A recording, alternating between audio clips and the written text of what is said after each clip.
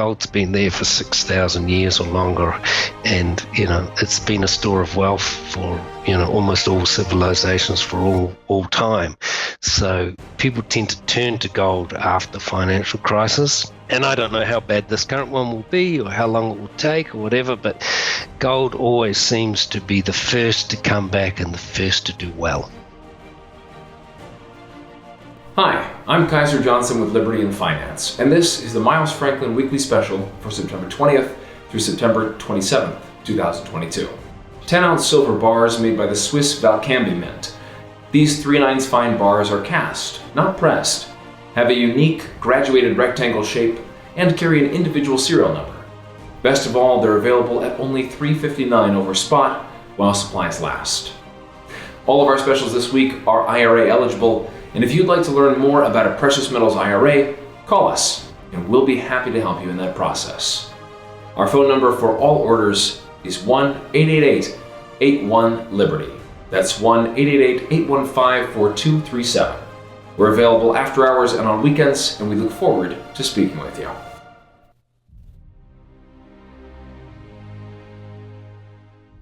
Hey everyone, this is Elijah K. Johnson with Liberty in Finance. And with us today, a new guest, Bruce Smith from Radius Gold, the president and CEO of Radius Gold. Bruce, thank you so much for joining us today. Hi, Elijah. Thanks very much for inviting me. It's a pleasure to be on your show. Well, it's great to have you, and it was great to meet you at the Rural Symposium. At your booth there, you actually had rocks available. I could see the silver in the rock, which is really cool. Just to actually get down to the rock itself. One of the things that we were talking about before the interview we started recording here was that there's a lot of noise out there when it comes to the precious metal markets. We're always wanting to know, are the prices going up? Are they going down? Right now, we've had quite a bit of volatility in the last few months where, silver is back down to $17, $18, prices that some of us thought, would never happen again. And the price of gold has held up pretty well, but it is still down on the year. So a lot of people are wondering, where do we go from here? And I think one of the very interesting things about being a treasure hunter, being a gold exploration company, Radius Gold, is it doesn't actually matter too much where the precious metal prices are, because you're actually looking for the treasure itself. At the end of the day, if the treasure's there, you got something of real value. So if we could start on your perspective just on precious metals themselves, have they really have had value for over 6,000 years? Well, yes, they've always had value, and gold is, so I don't watch the daily fluctuations in the market, even monthly or yearly. Gold and silver are always going up and down, but we go through boom times in the gold industry. Gold's had doesn't cost a couple of $1,000s a teaspoonful for nothing. It's historically been a store of value for as long as people have been mining, which is since the Stone Age. And I don't think that that's going to change. So for me, our work is to find gold and silver mines, or copper, nickel, any metal. And the short-term fluctuation in the market doesn't matter so much. What matters to me is the quality of the projects we have. If you come out with great projects, even in a poor market, you'll do well. And if you have great projects when the market turns, you'll do exceptionally well. So our decision making is all around not what gold is going to do next week or next month, but that gold and silver are always going to be valuable, and we've got to come up with the best projects, and that's what we do. We try to find the best new projects. And I'd like to kind of get into your story of how did you become a treasure hunter? Because I think that's very interesting there. I know for myself, I was interested in coin collecting, and that's what got me into precious metals. It does something to you when you hold gold or silver in your hand. It's like, well, this is real wealth right here. This is something of real value. But what originally got you interested in, treasure hunting, people have called it, or gold exploration? Well, I've started out as studying geology at university. I was going to be a chemist, but I took geology just because I needed a fill-in paper. But I found it much more interesting because we went to the field all the time. And so over time, I changed my career from being a chemist into becoming a geologist. And I got a master's degree in geology in New Zealand because I love the mountains. We don't have a big mining industry. So, and certainly when I graduated, there were virtually, one mine in the country, a gold mine. So I didn't really know much about where it would lead me, but I liked the outdoors, and I always read about the explorers. So I've been fascinated by the first exploration of everywhere. And so the idea of exploration has always been interesting. I went to Australia, where there are a lot of mines. I got a job in a mine, and from there, there was Australian companies go everywhere. And so it was relatively easy for me to pick up a job in a remote place. I got a job in the Republic of Guinea. We found a monstrous gold mine there. It was in excess of 10 million ounces. I drilled the first 100 holes into that. I wasn't really using my brain. I was a young guy being told what to do, but I stood on the rig and drilled the first 100 holes into the Siguri deposit. And that is 25 years later, is still running and still has, a multi-million ounce reserve. And from there, I've been all over the world. I've been to 60 countries. I've explored in Asia and in Latin America and Africa and you name it, and Australasia. And just the thrill of the chase, the thrill of finding something new is always exciting. But most of the last 20 years have been in Latin America. And there's just something about Mexico and those mining nations. Mexico is the largest silver producing country in the world. It's got I don't know how far, to be honest, it goes back, but it's got like a 600-year mining history. Some mines that we know of have been active over a period of 300-400 years continuously. So it's just got that great history. There's still a lot to be found. New discoveries are being made all the time. And that's why I've turned my attention mostly to Latin America. I like the country. I like the fact that it is, you get complete support generally from the communities, and it's a good place to explore. And that's where I've chosen to explore the most in the last 20 years, I guess. So moving to Radius Gold itself now and some of the projects that you have, what really impressed me actually was your partnerships. So with the Amalia project and also the Plata Verde, how you're partnering with world-class silver miners. Can you explain a bit about that? Yeah, so I'm the President CEO of Radius. As I said, I'm a geologist explorer. I'm not really a CEO, promoter, C-suite guy. I just love finding deposits. And we have multiple projects, all of which are grassroots discoveries. We have 4 current projects that are active, and each and every one of those, we found them ourselves grassroots. We get those projects, we develop them, we think about how to bring finance. So we haven't diluted our shareholders for 10 years. We haven't typically raised money to finance all of our projects, because you have a balance. There's a balance between diluting your shareholders or diluting on a particular project. You can do either. You bring the money in from a partner and you receive less of the project, or you bring money in by issuing stock and then your shareholders are diluted. So we choose different routes at different times depending on the projects. But in the case of both Amalia and Plata Verde, which are 2 of our key projects, Amalia is joint ventured with Pan American. They are probably one of the largest silver mining companies in the world. They've got multiple mines throughout Mexico and Peru, and they've got one in Bolivia. So they're a the United States. They're one of the biggest silver mining companies in the world and one of the most reputable. We had the Amalia project, and I knew some of the management of Pan American Silver. I was looking at ways to fund that, showed them the project, they liked it, and so they funded the initial rounds of drilling.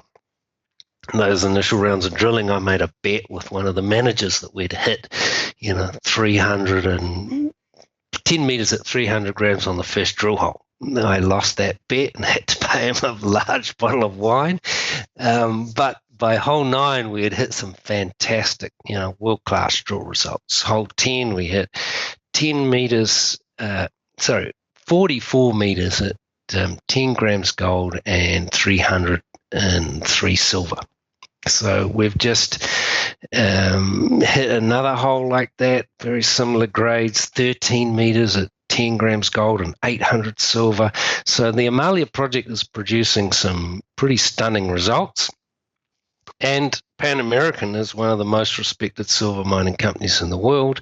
So they are, obviously in there because they're looking for something big.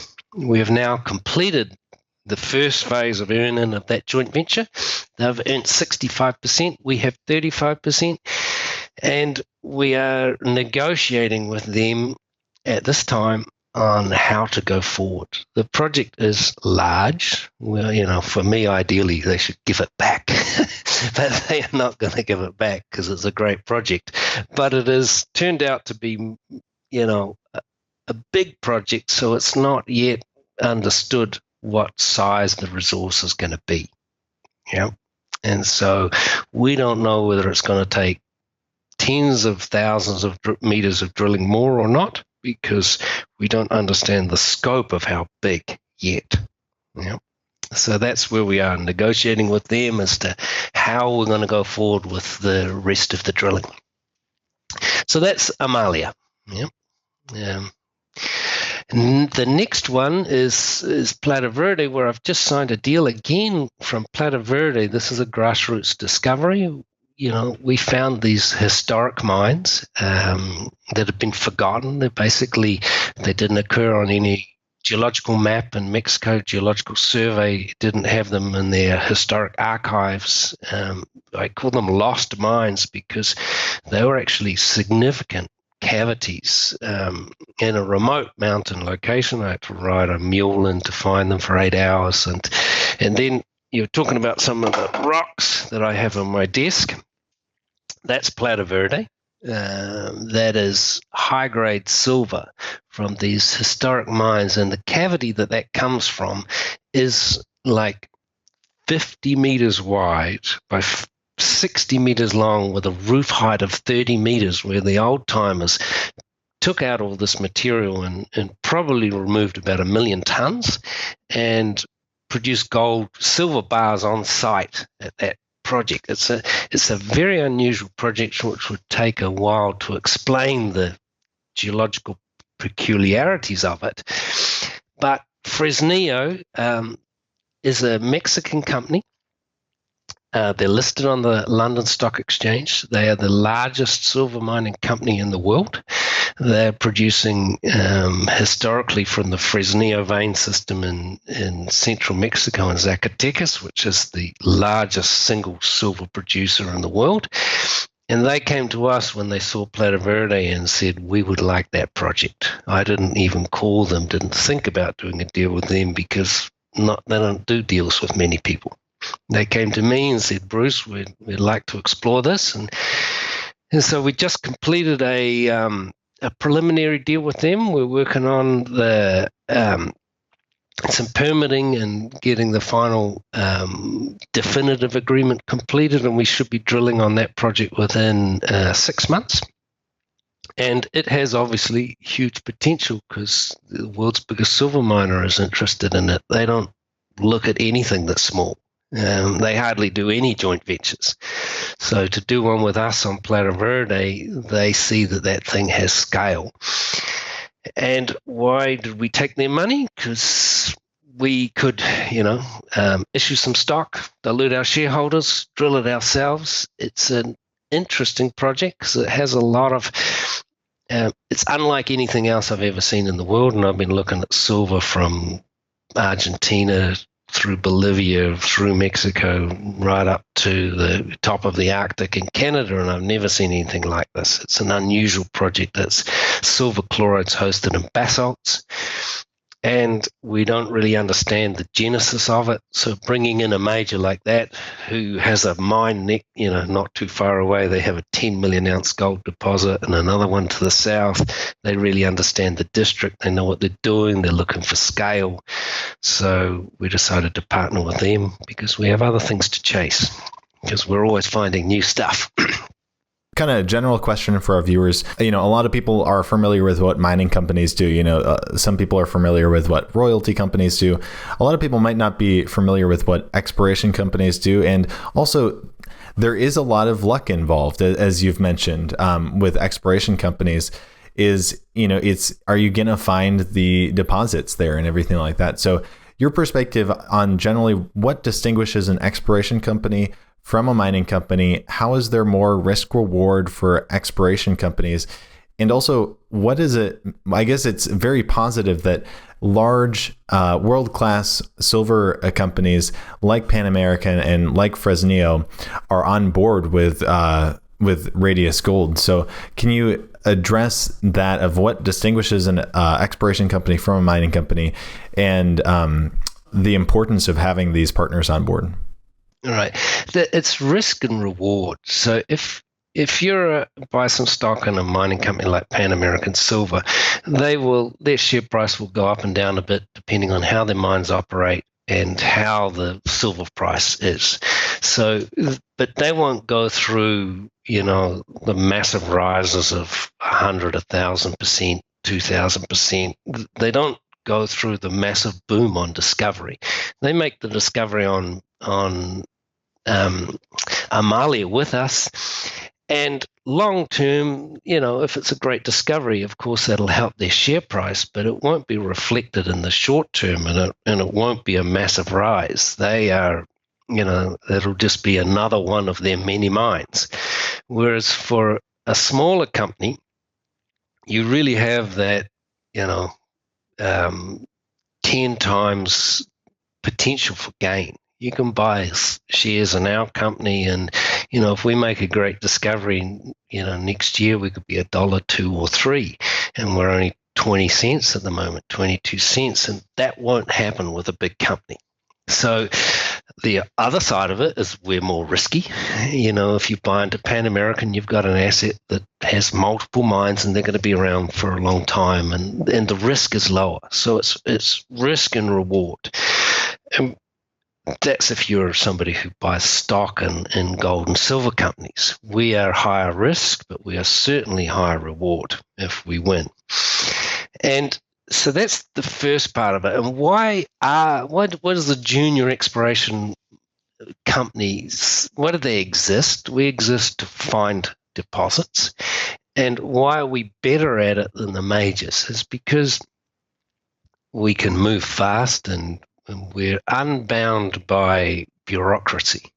It took me, once Fresnillo, the major company, had decided that they wanted to do a deal with us, it took me a year to negotiate it. Yep.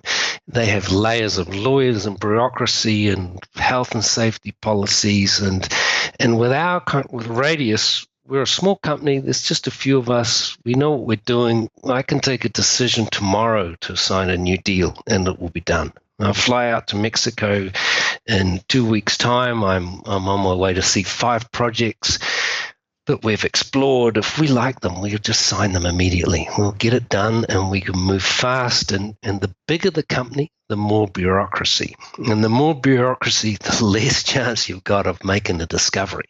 So, for me, I could go and work for one of those big companies, and I never wanted to, because they will tell you what kind of boots to wear when you go into the field. I've been out to mines with big companies before, and they say, "Oh, we're not allowed to go into that hole in the ground because, our company policy says that we're not allowed to." But I will crawl into any hole in the ground and have a look, and, go down there and see if I can find something. So we're much more quick and able to find things. So the major companies rely on the junior companies to make the discoveries in some ways, and then the majors just come along and buy them. Major companies do make discoveries, but not very many. Mostly they're made by juniors like us, and then the major companies come along and buy you out, or buy the deposit off you, or So that's the way the junior mining scene works. Is we're good at finding things. We find the mines. Big companies come along and buy us or pay us for those discoveries. And we have, with Radius, we have multiple projects. We've chosen to spread our risk by having many projects funded by the majors. So we lower we're lower risk than a lot of other juniors. But we also have a slightly decreased capacity to have explosive share growth, because we are already joint venturing our projects. So there's a balance, and that balance always has to be managed of, how you build your company. So we've chosen to build our company with multiple projects that we sometimes bring in partners to help us fund. It gives us still the chance for explosive growth, but a little bit less risky.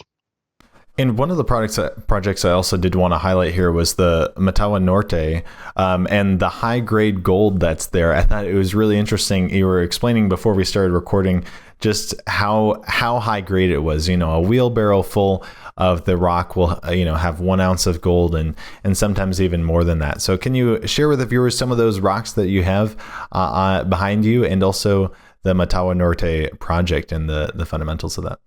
A short story of Motagua Norte is Radius's gold has been involved in Guatemala for on and off for 25 years almost. The founder and chairman of Radius Gold is Simon Ridgway.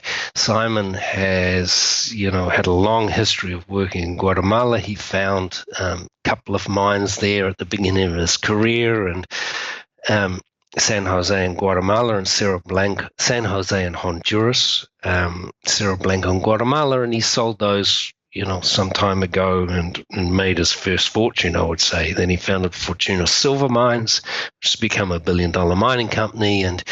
But ever since those early days, we've had interest in Guatemala. We have a project, so Radius has a huge ground holding in Guatemala, the largest ground holding of any company. Now, Guatemala is risky in terms of its political stability and mining law and community and social relations.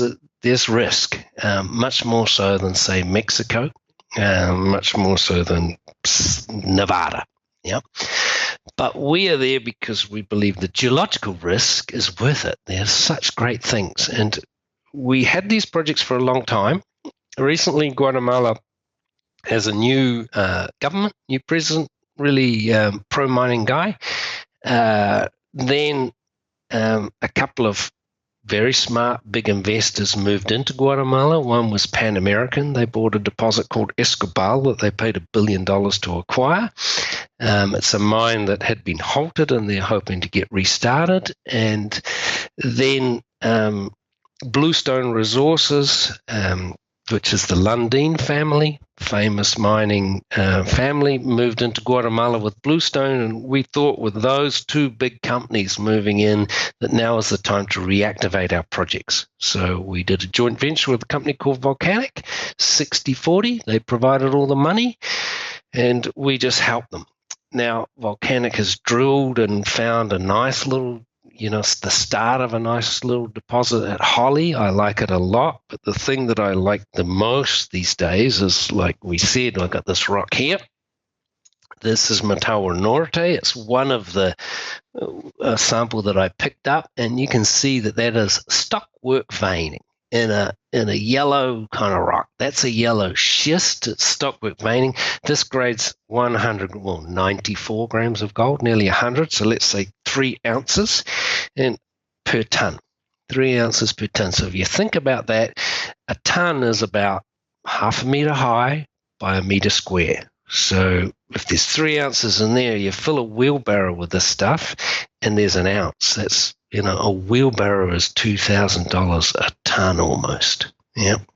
And this is laying all over the ground in an area about 500 meters long and 200 meters wide as float boulders, and it's never been drilled, never been worked on. We are permitting it now for drilling.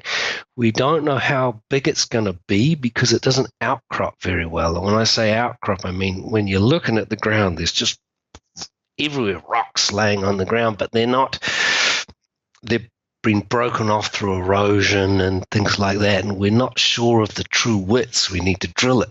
But the grades coming out of there are phenomenal. Fill up your wheelbarrow and walk away with $2,000. Guatemala doesn't have a mining culture historically, so the locals are not even mining. The locals in that area are desperately poor, but they don't understand the gold system. And then on this particular project, it's a good project because it's just 1 or 2 farms. It's thorny cactus. It's not very productive land. You can hardly even have cows on it. There's no cows on it. There's no crops. So it's one of the best places we could work. Very few people to deal with, and extremely high grade gold. This other sample here is grading 350 grams per ton. We've got grades up to 600 grams per ton from rocks laying on the ground. So this is 10 ounces, So 650 is just, 20 ounces of gold, more or less. You can throw a couple of shovel loads in a wheelbarrow and get $2,000. You have to crush it first and know what you're doing, but those are the kind of grades we're looking at there. They're unbelievable. And over quite large areas. And we think that kind of system has, I think it has just enormous potential, and by far counterbalances the political risk. If this was in Nevada, it would have 1,000 drill holes in it by now. It's in Guatemala, which is a more difficult place to work. It doesn't have a mining culture. The mining law of Guatemala is only 25 years old. It's not very old. So it does take longer. You need to work hard on your community relations. Permitting takes longer, but the upside in terms of success, this is coming from a district scale system, and nobody's ever worked on it before. We're the first ones to find it.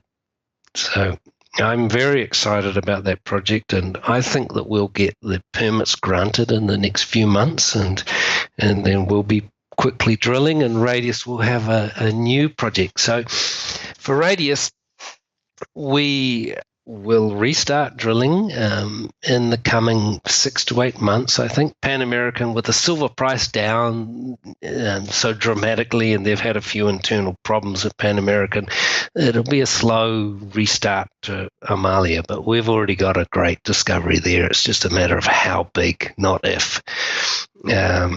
And within a few months' time, I expect to be drilling on Plata Verde with Fresnillo, and then Motagua Norte. We'll get our permit, and we'll be drilling with volcanic gold mines. And I'm off to Mexico in a few weeks for a month to look at 5 or 6 new projects that I've got in mind. So Radius has a string of projects, all fascinating from my point of view in terms of geology, all with great potential.